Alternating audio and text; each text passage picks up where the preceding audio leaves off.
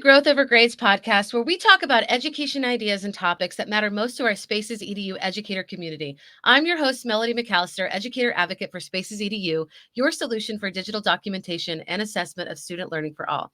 Before I introduce my next guest, I want to give a shout out to Sierra from Spaces EDU, who is a light and inspiration in all she does. She's also friends with our guest today. In this episode, I will be talking with Starr Sackstein, Chief Operating Officer at Mastery Portfolio, author, speaker, educator, assessment reformer, coach, and someone I am lucky enough to call a friend.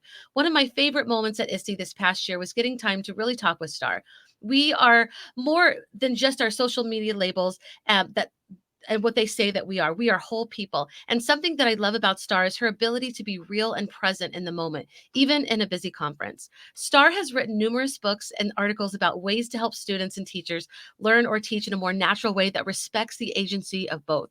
She is an expert in the field of assessment and is always learning, growing, and helping all of us to learn and grow as well. Starr, I just saw your newest release, Student-Led Assessment, Promoting Agency and Achievement through Portfolios and Conferences, is now a #1 new release in education, an education assessment. I wanted to congratulate you on the success, and you have written so many successful and wonderful books. I can't wait to get my hands on this. And before we get started, I just wanted to ask you, do you mind telling us the story about your journey in education?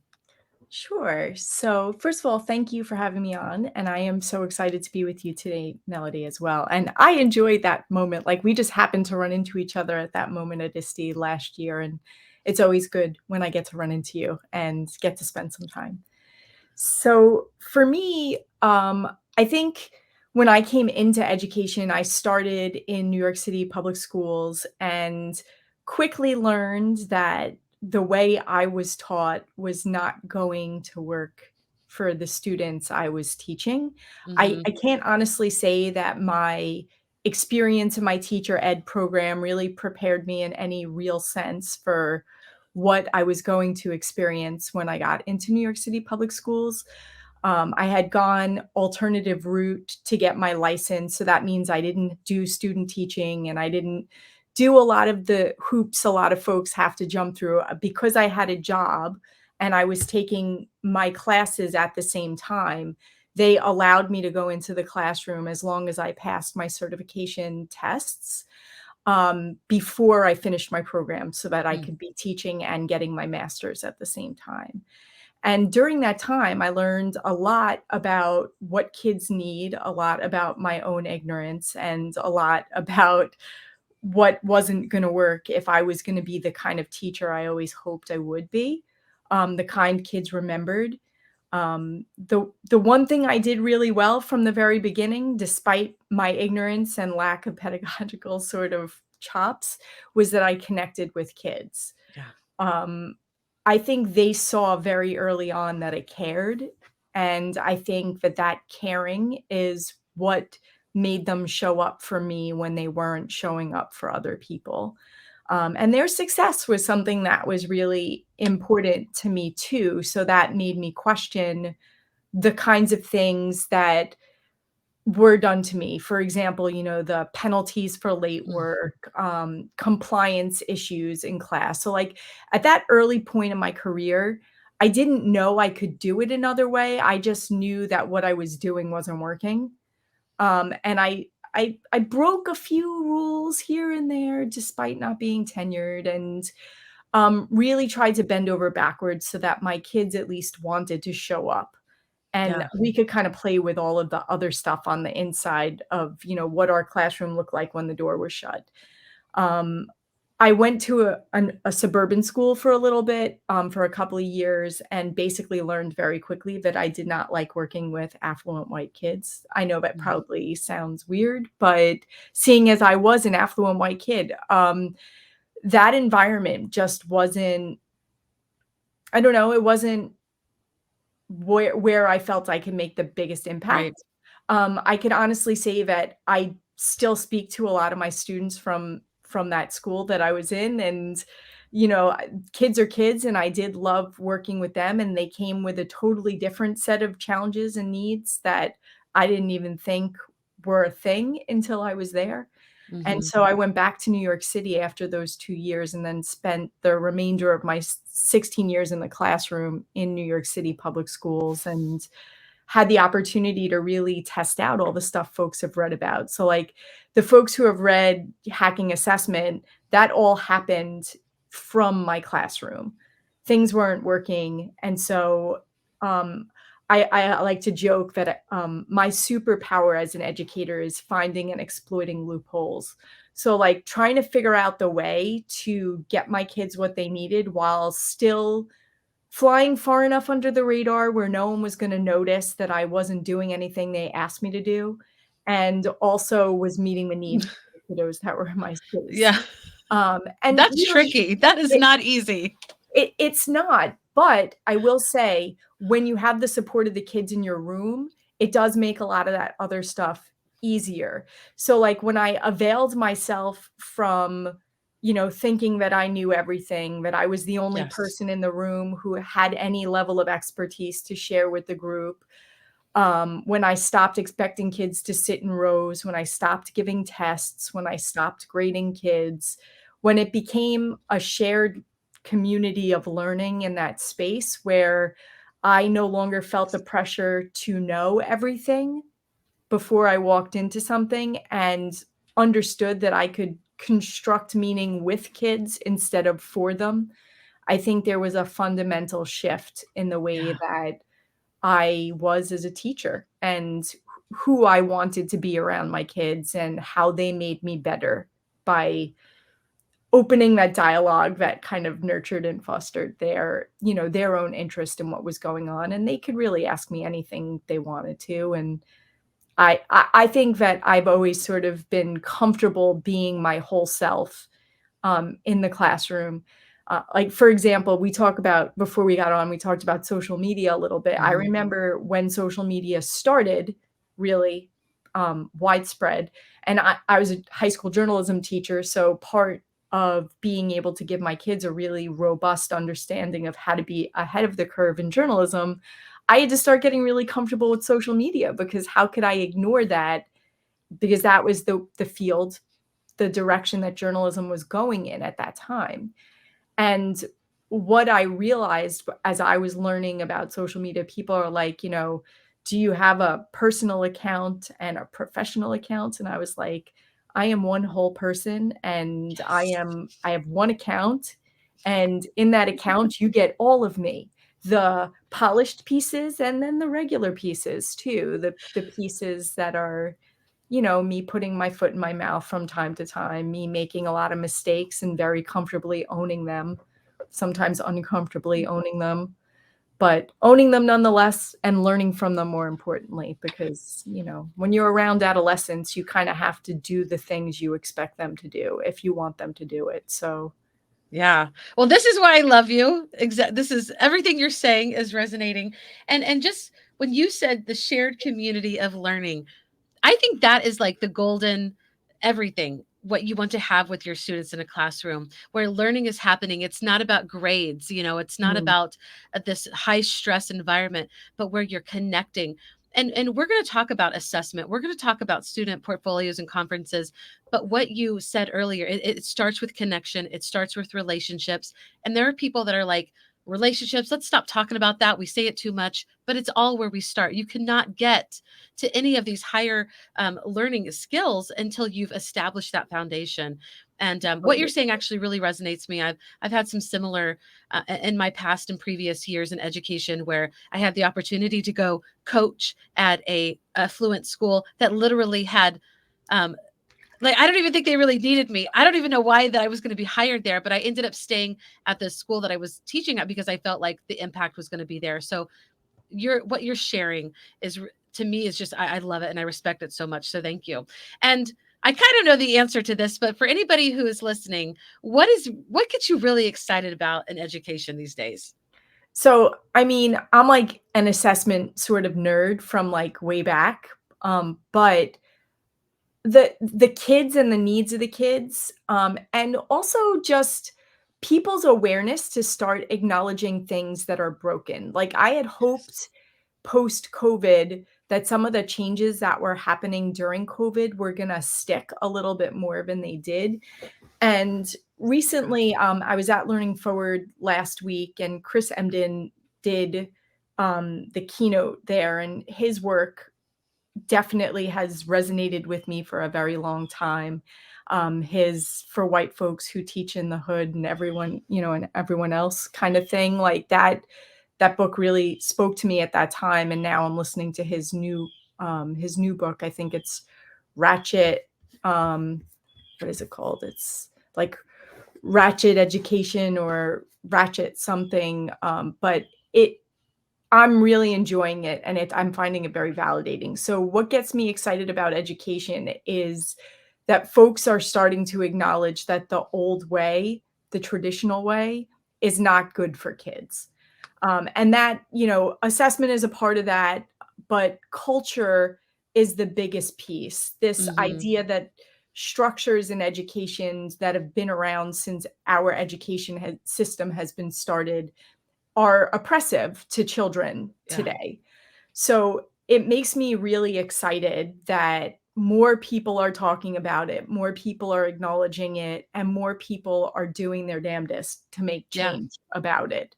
If only in their spaces, but I've also had the pleasure of knowing some pretty transformational leaders who brilliantly, boldly, and courageously do the things that need to be done, even if they're not popular in the communities that they're in.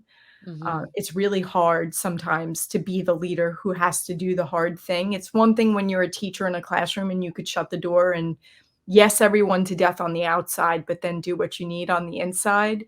Leaders don't have that luxury. Right. They have to make choices that aren't gonna be popular with people, Right. and then deal with that, which is, conflict Not is easy. no, For not easy sure. at all. And something that we've been talking about, like when we're going to be talking about assessment, and you've already kind of talked about like some of the ways that we've gotten it wrong. But one thing I notice about your work as well is that you always focus on kids. And I don't know, this is not like it doesn't seem like this is brain science, but we forget about kids so much. We get so into data and all these other things that I feel like kids take the back burner. But even in your new book, it's like let's talk to the kids. Like that's the direction that we should be going. I love that for this podcast, especially because that's where growth happens when we go right to the people that we're serving. And Yep. so I want to ask you a little bit more. Where else have we gotten it wrong with assessment? So, I mean, right off the bat, standardized testing is bad for kids. Even the kids who do well on it, anything that's gonna sort kids by oversimplifying the learning process, um, Mm, I understand the efficiency of these kinds of things when we're trying to create an apples to apples sort yeah. of comparison for college admissions, for different kinds of programs, but I'll be the first one to push back to say that kids aren't apples and no 2 kids are the same, and so to have a standardized system that tries to rank them in a way that makes them equal and then at the Mhm. same time unequal Right. is terrible. It's terrible. Like, there's so much trauma that school induces in kids Yes. that our system has to acknowledge that trauma and then rectify it in some way so that they don't come out of their formative K-12 education, like, traumatized and Right. damaged, really, like, finding the way to find their voice again when they came to us perfect and we ruined Ugh, them. yeah. Fortunately, we've ruined them. Oh my School does god. Not for the first time, but I am getting goosebumps from what you're saying. Um, and yes, and that is like the plight. That is the worrisome for those of us who that we want to have that curiosity. We want kids to lead the way, that we know that that's where their greatest learning is going to take place. Somebody I read yesterday, they're like, standardized testing isn't the boogeyman. We're just using it wrong. Do you feel like it is the boogeyman, or do you feel like we're using it wrong? Or is it there I truth in think both? both. I have never met a standardized test that I thought was useful, and part of the reason it's not is by the time we get the data that comes from it, if we're gonna go with that line of Right, thinking, right?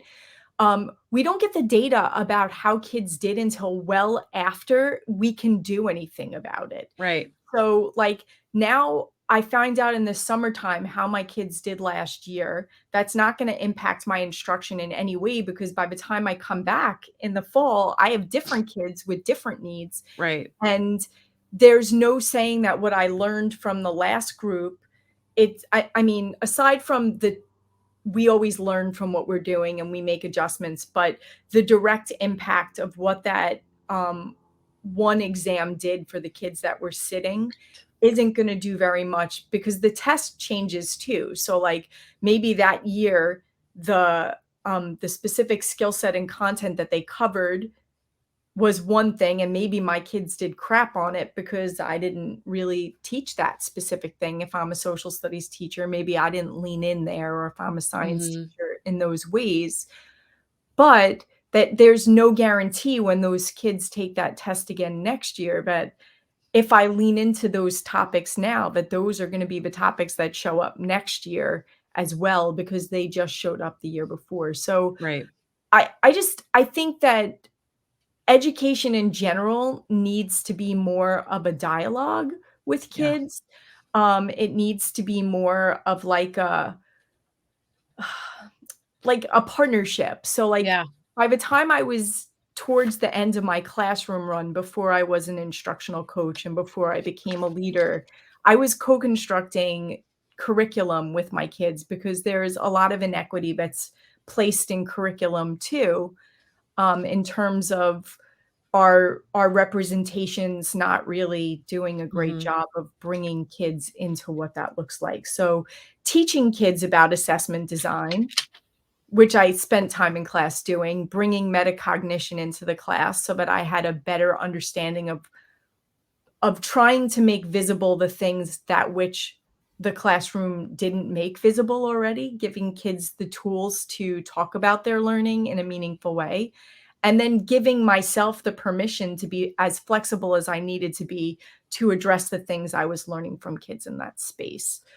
So I mean, that's part of what we get wrong too. We have this set curriculum, we have these pacing guides, we have all of these things that we're supposed to be following for the sake of equity in our spaces, but all of that ignores the specific needs of the kids that we have sitting in front of us. I don't disagree that common formatives and summatives can be one way to ensure that kids are getting the same content in all of the spaces, but it's a disservice to teach every class the same way, Right. since every class is made up of human people who have different needs. Yeah. Whole people. And Yeah, whole when you're people. talking, I'm also thinking about how standardized testing, it kind of like erodes that relationship building that we're doing because we need our students to have these scores because as a teacher, we need this to happen, right? And when our kids aren't performing, there's just agitation, there's an undercurrent of disappointment sometimes, or frustration. Even the best of us feel that. And standardized testing, I mean, it's kind of abusive. It's abusive to all of us. And the expectations, like it's just, yeah, like we need to get away from this. And I'm so glad we're talking about this today. But at the same time, standardized testing isn't the only form of assessment. And in my younger years of teaching, I didn't realize that. I literally thought that the assessment was like the enemy, but it's not, because it can it can lead to student teacher ingrowth. So can we talk a little bit of like Sure. the rainbows and sunshine of how it does how Well, I can it mean, lead to our growth? so I'm gonna say something now that, like, I mean, because it's just me. Like, we throw words around like formative and summative assessment, and we make assumptions that people know what we're talking about Right. because everybody talks about formative and summative assessment. So we should all know what those things are. We don't all know what those things are. Like, we know those words, but I Mhm. don't there is evidence to suggest that we don't know what they do and how to use them. Because if Right. you're scoring formative work in any sort of way and you have some policy in place that says formative assessment is worth any percentage in a grade, then you don't understand what formative assessment is. It's practice. And I Mhm. don't know about you, but I don't want somebody to grade me on the first time I try anything Right.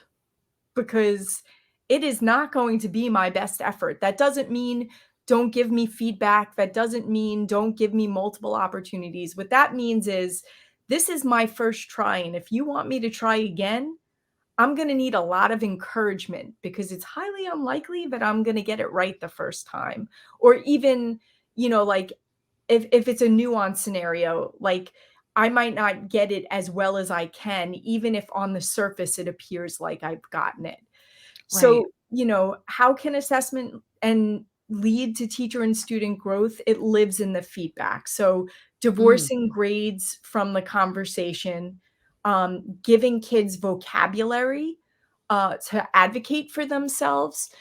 So that means we have really clear learning targets or I can statements or objectives that are using the language of the curriculum. They are doing it in a way kids understand, because if it's just for us, what right. is the point of that? We want kids to be able to identify, first of all, why are we learning this? We can't run away from that question when kids ask, like, why is Right. this important? If all your answer is it's on a test or because you need to know it for next year in school, that is not a good enough reason for kids to learn it. Amen. How is this going to help their lives? How is this the seeds to something bigger that they are going to need to be successful in their chosen path? Right. And I think that that's part of it too. Like when we have those relationships that we've often poo-pooed, I have a better understanding of the path my students are on and therefore can make adjustments in the kind of assessment design that I have. And you said something, Melody, that was straight up. Like when you started, you only thought tests were the way to assess, right? You Hmm. aren't alone. Lots of people still believe that. You don't need to give a summative test where kids aren't allowed to use the resources they have around them to demonstrate a knowledge of something. You Right. need to give them opportunities to engage, and that engagement with your observation, with your feedback, with student peer feedback structures in place, that's where the learning happens. Yeah. Project-based learning, problem-based learning, community service, different things that actually offer real benefit, not just to the student to prove they've achieved something, but to a larger community. Yeah. That is what assessment can be, and then that's an opportunity for teachers and students to grow together in that Yeah. conversation. You are speaking my love language right now. I love that. Even yesterday in my classroom, we're talking about due process of law in social studies, and we're about to start mock trials. And I asked them, how many of you think that this is good information for when you grow up? Right. And there were a few that did. They're like, well, this will be something. I was like, but and then we went to a court case that talked about juvenile, due process. And Sure. I think that if we frame every lesson, and this is my core belief as well, that the stuff they're learning now is important to them now. Because if it's something that they can't put into practice until they're a grown person, they're going to forget all of that. It has to be something. And I think the community aspect is always the way to go. You can never go wrong because connection is where everything starts to stay in your mind and starts to really matter. And so I appreciate that you're saying all of this. And I wanted to ask you too, because student agency, even teacher agency, is really important to everything that you're writing and teaching all of us. But just day to day, how important is student agency in assessment and learning? And can you tell us a little bit about what agency is? Since you talked about what words mean, can you go a little into that as well? Sure. So when I'm talking about agency, I'm talking about giving, actually, I don't even wanna say giving, it's relinquishing control Yes. enough so that the people who need to be in control, the kids, have the ability and the know-how to get what they need. Right. So, it's like advocacy and also, like, so we give them the tools to know where they are, which is a part of the formative assessment process, right? We're teaching them to Hmm. goal set. They're doing it on objectives that make sense to them at where they are at this point in their learning journey. And then we are sounding boards for them as opposed to controllers of controllers of the curriculum, controllers of the class. We are creating the space for them to own what is happening, truly own it, not just presenting superficial sort of choices that appear like we're giving them control, but really aren't because they're a controlled set that still get them to the picture that I've already drawn, as opposed to like really like speaking to them and engaging in this like co-constructive idea. What does success look like? How do we know when we've gotten there? What kinds of things can we do? Like when I use this word that comes directly from the standard, what does that actually mean to you? And how is that going to be visible in the learning that we're doing right now? So for students, it's making that space in the classroom. And for teachers, I think it's in the larger school community. When initiatives are being selected for schools, teachers need to be involved in that conversation. It can't be done to them. When you're Right. selecting new tools for school, teachers need to be aware that those things are coming and they need to be able to weigh in on those things. Initiatives are never going to be as successful as they could be if you give the folks who it's happening to the most control in what it looks like. So, in the same way that dynamic from teacher to student gets acted out on a variety of different levels, regardless of what your role is in a building. And I think leaders need to be like kind of function in that true servant leadership kind of model where we Yeah. are all sharing responsibility to each other in this community. And that means sometimes my voice cannot be the loudest just because my title suggests that it should. Yeah. And I know that the best learning happened in my classrooms when I wasn't the one standing in front anymore, when Yeah. I was kind of among them and there was like a synergy of shared ideas.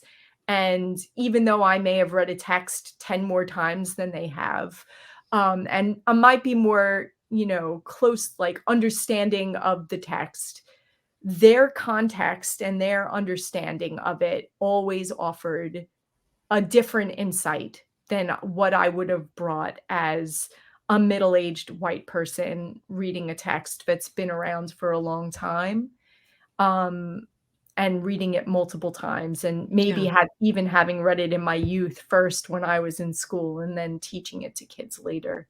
Yeah.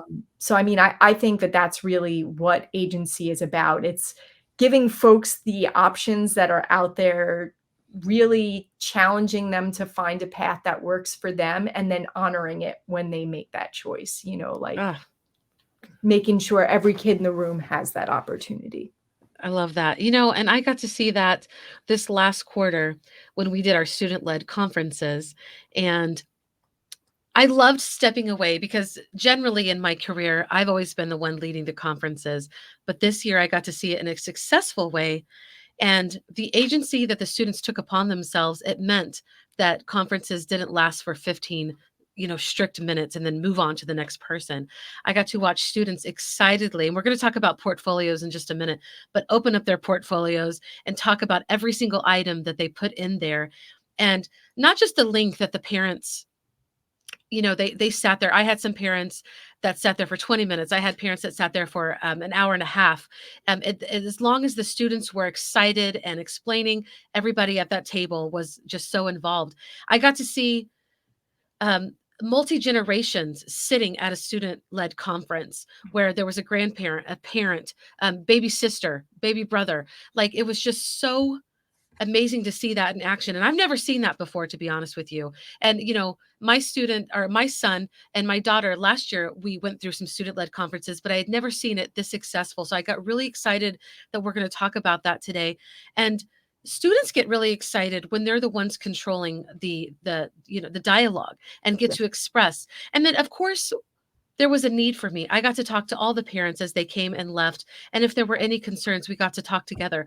But just knowing that that student was right there, they weren't separate from that conversation means everything. It means that they're involved in their own learning. And going back to community again, it's a part of a learning community. It's part of the village that we talk about, to raise a child. And it's beautiful, you know, and it invites people at every level, whether they're like a high level learner at that point or starting, maybe need some gaps to fill. It's a beautiful thing. Tell us a little bit about like what you what you find also in student led conferences. So when I got rid of grades in my classroom, I still had to put a grade on the report card. New York City Public Schools, that was the expectation. And again, if I was going to fly under the radar, there were certain things that still needed to happen so that red flags didn't go up. And as I was trying to find an authentic and meaningful way to do that, since I had divorced learning in the class from grades to begin with, um, the conferences really became a means. We called them assessment conferences, different than obviously a group conference or a writing workshop kind of conference, but Mm-hmm. something more specific that focused on their portfolio and their growth over time. So, since they were setting their own goals and they were tracking their own goals, and even in the portfolios that we were using in class, and I work with a lot of schools on developing portfolio systems, and it's even hard for schools to let go of the idea of letting kids choose what goes in their portfolio. Like, I believe you should even co-construct that criteria. Like, if there are certain things kids need to demonstrate, that can be agreed upon earlier. Like, we all agree for a capstone portfolio, for example, there needs to be certain standards that need to be hit and shown to be able to be successful in those portfolios. Some of them are growth portfolios, and we're looking at bodies of work and how they develop over time. Mm-hmm. An achievement portfolio is different than a growth one, and then a holistic one that demonstrates content development as well as skill development, and giving kids the flexibility to make choices about what best demonstrates their work, why they're proud of the work that's in that portfolio, and how those choices have really been demonstrated by the pieces they've chosen. And then to have those conversations with them after, like you said, like, there's obviously at the beginning of the year, the kind of conferences we were having weren't as robust as they were by the end of the year, because I was the only class that the kids were experiencing this in, and it was in their 12th grade year for the Oh most wow. part. And so, like, they had school done to them for the last Mm. 11 years. They show up in my class, and I'm like, yeah, I know that's what you understand and you've been a part of, but we're going to do it differently in here. And there was a lot of back and forth. But conference week, because it would take me about a week to get through all my kids in class. Um, I don't know, it's the best part. It's the Yeah. best part of all of it. They are excited about their learning. You could see the excitement in the conversation, the pieces that they've chosen. And there's obviously steps to help them get prepared for those conversations. It's not something that they just sit down with you random with no evidence in front of them. There's actually a fair amount of preparation that goes into them.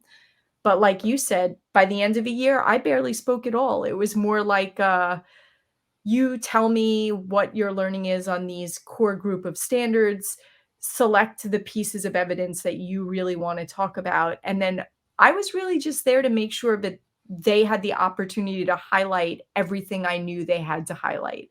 So if they had left something out, I could be like, oh, you talked about this a little bit, but I was wondering if you could go into a little bit more detail about this. And if I didn't see it in their work, but they could articulate it in the conversation, as far as I was concerned, we were good. So that Yeah. conversation then translated into, okay, so what do you think should go on the report card for this marking period? And we would agree, they would throw a number or a letter out, and I would usually agree with them. And then that's just what went on the report card. And, then we had goals that ended that conversation, and off we went. The confidence building in that alone. And in secondary education, parents are less likely to go to conferences, but there still has to be that accountability that something is happening. There still needs to be a showcase of learning and growth. You're putting all of that in, but you're also putting in like real life skills. I'm thinking of interviews Mhm. and just when students want to, when they're trying to achieve something, the confidence that they have in a class like that where they are owning it. I mean, that like puts them head and shoulders above their peers just to have that level of confidence, regardless of what their grades used to be, right? Like that no longer tells the narrative or the story of where they are, and it gives them like an opening to do things that they never thought they could do. And to that end, that's the craziest part too. In my experience, kids who weren't traditionally successful at school were generally successful in my class, despite the high level of rigor that was expected there. Like, there were students who'd come into my room and I'd hear the stories about Mm, them. You yeah, know, like, "This isn't really smart kid, wastes potential," those kinds of comments, or, "That kid's really disruptive." I never listen to what people say about yeah, kids, ever. Like, I hear it, but at the end of the day, I'm gonna make my own judgment about who these folks are, and it's largely gonna be based on my experience with them, not what other teachers have had experienced with them. So, if I'm sharing with these kids all the time that I appreciate their contributions to class, and the ones who have been marginalized in particular, really right, going out of my way to appreciate their contributions when those right. contributions are there, letting them know how important their voices are to our shared understanding of things, it makes a really big difference, in that learning space. Agreed, and it sets them up to have more success, where they're leading the way as they leave our education system. Um, Something that we talked about, we've talked a little bit about portfolios and what kind of goes in there, but you and I both know that when we talk about portfolios, a lot of US educators are like, forget it, done, you know. And I get it that there are some portfolios that are still like paper, like we're taking our students' work, paper, folders, all of that. I get it. And I don't think that those are terrible or anything.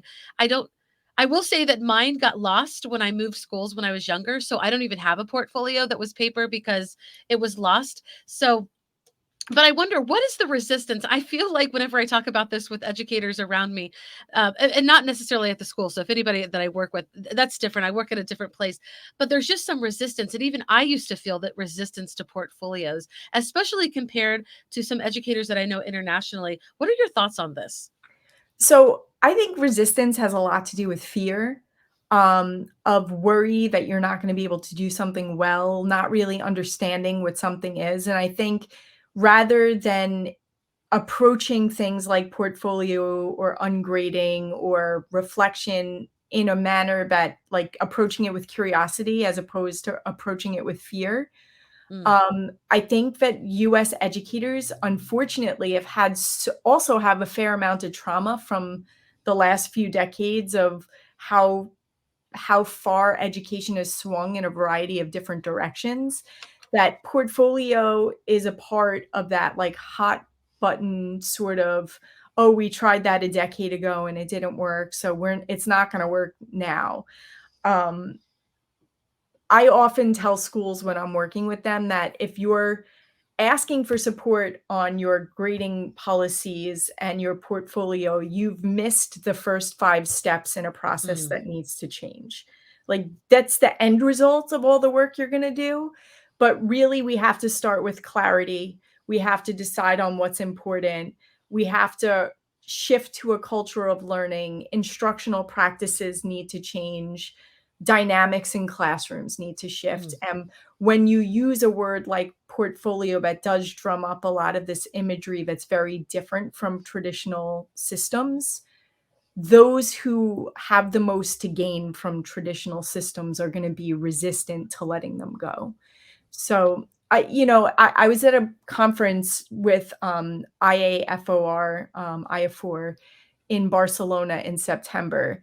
And while I was at that conference, I was so excited and impressed by how many different countries are doing this work around formative assessment right now to empower students, but that we all came to it from different places. Like, one session were these 2 math professors in higher ed who were doing this incredible stuff, and then I went to another session from teachers from Georgia, the country, not the state. yeah.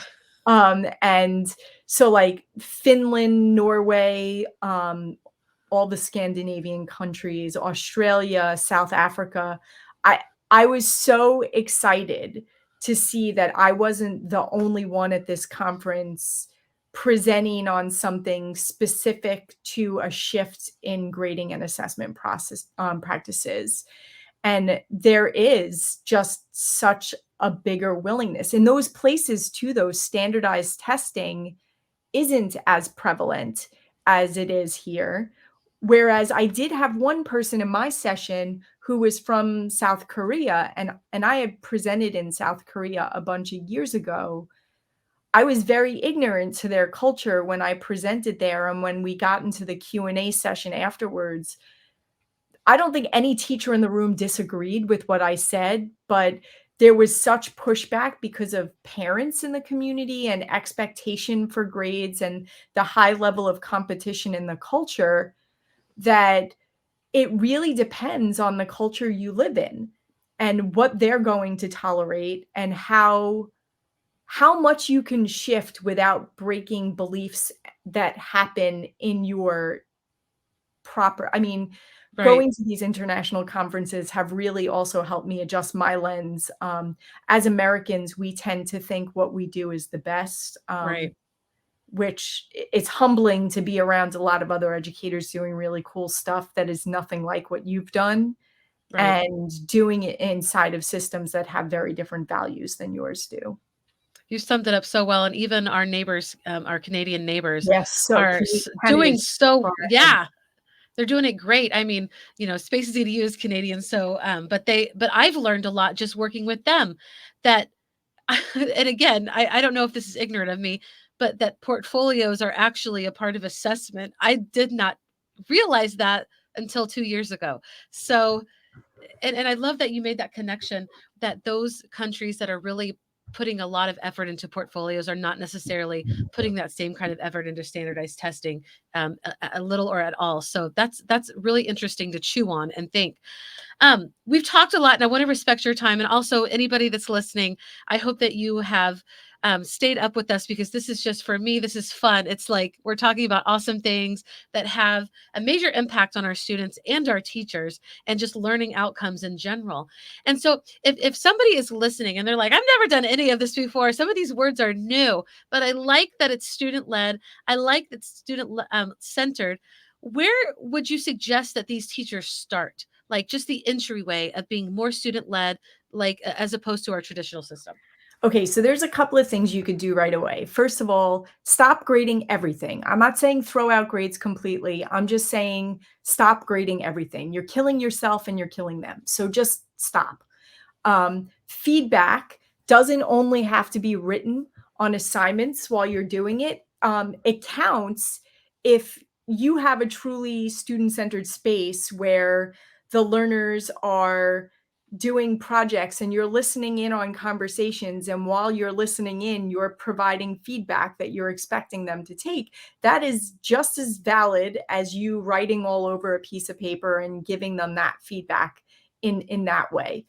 Um, I would also say something you could do right away is if you aren't already making your learning objectives, targets, aims, um, learning intentions, whatever you call them, if you're not sharing that with kids at the onset of a lesson, start doing that so that they have the language to be able to ask for the support that they need when they need it, whether it's to speed up or slow down.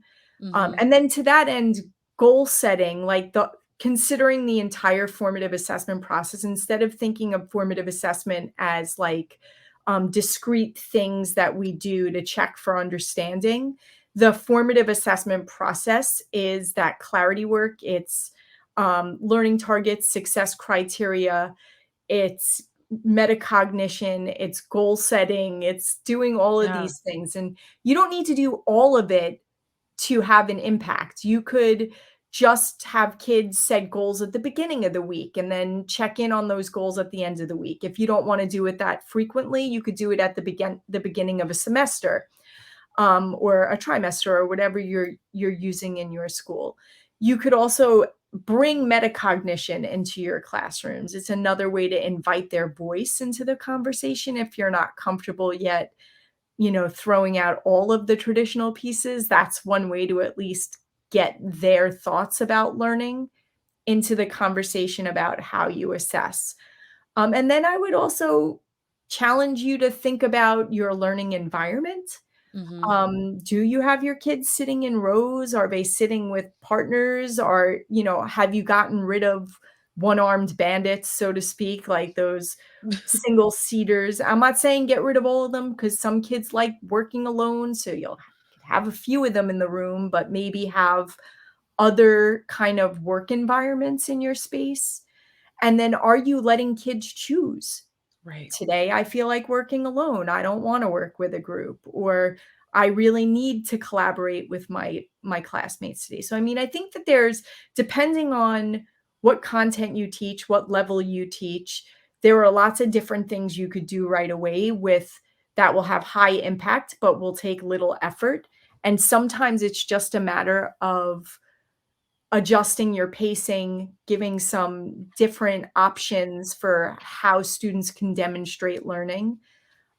If you're not somebody who is creative in the sense where you don't even know different ways to assess kids, there's lots of really great stuff out there on assessment and curriculum design that can help you build better projects, get involved with the community. Michael McDowell has a lot of really awesome resources for project-based learning, and so does Ross Cooper and Mm.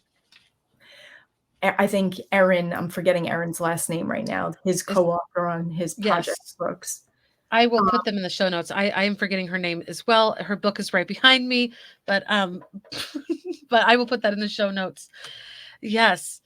And I love that you just said all of that. Here's the thing. I'm a veteran teacher. I'm a good teacher, and I'm sure that there are a lot of veteran teachers, good teachers listening right now. At least I hope so. And I'm taking everything that you're saying and thinking, okay, I could do this, I could do this. Because really, when you're always trying to improve, you don't have all the answers. And I know that you don't even think you have all the answers because you're constantly growing.